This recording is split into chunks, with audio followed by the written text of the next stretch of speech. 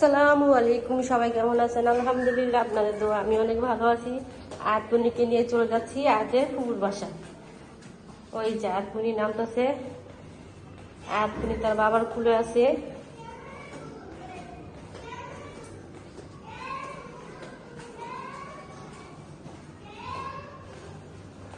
High আয়াত, কোথায় যাচ্ছ তুমি? একটু দাঁড়াও, কোথায় যাচ্ছ? কোথায় যাও আয়াত? কোথায় যাচ্ছ? হ্যাঁ, কোথায় যাচ্ছ? বেড়া পুপি বাসা? ও আচ্ছা। বাসা থেকে বের হয়ে গেলাম, একটা রিস্কা নিয়ে নিব এখন। রিস্কায় জিজ্ঞাসা করলো আয়াতের আব্বু, কিন্তু রিস্কাটা যাবে না লালবাগের দিকে। তাই আমরা একটা দোকানে ঢুকে গেলাম কিছু নাস্তা নেওয়ার জন্য। আয়াত তো কুলে আছেই আছে।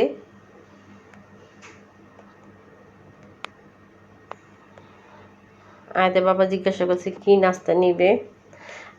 বললাম তোমার যেটা মনে চায় তুমি সেটাই নাও।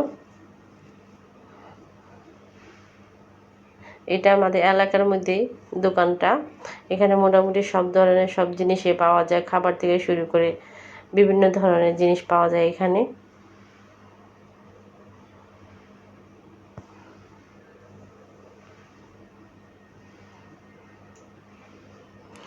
বেশিক্ষণ দেরি করব না, কারণ হচ্ছে আয়াতের বাবা এমনিতে রাত করে আসছে, আজকে অনেক দেরি হয়ে গেছে। ভাবছিলাম সন্ধ্যার পর বের হব, সন্ধ্যার পর বের হতে পারলাম না। 8টা বেজে গেছে বাসায়।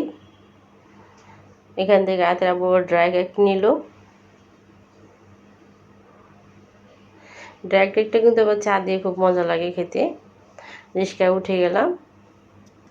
আমরা এখন যাব শিক্ষা বাজার। আয়াতের ফুপুর বাসা হলো শিক্ষা বাজার।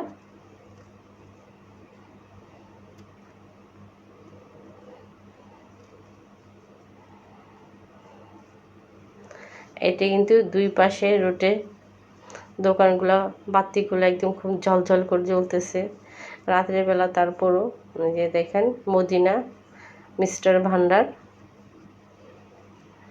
এটার ভিতরে দুইটা খুবই মজা। লালবাগে এটা নাম করা দোকান। এই যে চলে আসলাম আয়াতের ফুপুর বাসায়। আয়াতে বসে বসে খেলতেছে আর ওখানে বসে আছে। আয়াতে আর ওখান থেকে আর উঠতেছে না, একটু সময় লাগবে। আয়াতপুনি হঠাৎ করে কোথাও বা কারোর সাথে হঠাৎ করে মিশতে পারে না। এই যে রাইয়ান কিন্তু তার খেলনা নিয়ে বসে আছে, আয়াত দিতেছে সব বের বের করে।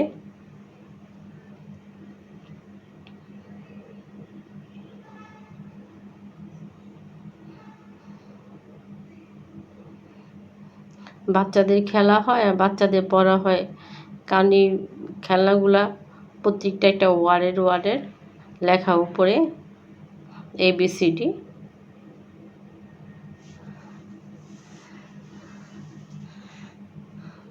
আয়াতকে একটা একটা করে নিয়ে দিতেছে ওর বাবা আবার, কারণ আয়াত এই পাশে আসতেছে না। ওই যে আয়াতমনি খেলতেছে। নাস্তাটা টেবিলে লাগিয়ে আয়াতের পুপু ডাক দিল। এসে দেখলাম বাবা নাস্তা দিয়ে টেবিল ভরে ফেলছে। এত নাস্তা কি সম্ভব দুজন মানুষের খাওয়া? তবে যতটুকু খাওয়া ততটুকু খাবই। আয়াতের বাবা বসে বসে খাচ্ছে আয়াত। আর যেটা ভালো লাগছে সেটা খাচ্ছে, আর যেটা না ভালো লাগছে সেটা আবার হাতে দিয়ে ফেরত দিয়ে দিতেছে। তার পছন্দের মতো সে খাচ্ছে। আমাদের নাস্তা বা খাওয়া দাওয়া শেষ, অনেকক্ষণ বসে গল্প টল্প করলাম। এখন বাসার দিকে চলে আসলাম। বাসার দিকে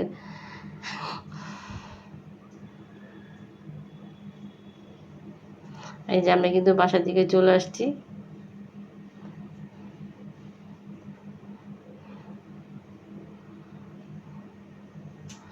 এসে দেখি তো একটু বৃষ্টি হয়েছিল, পানিও জমে গেছে। এই দেখেন কত পানি।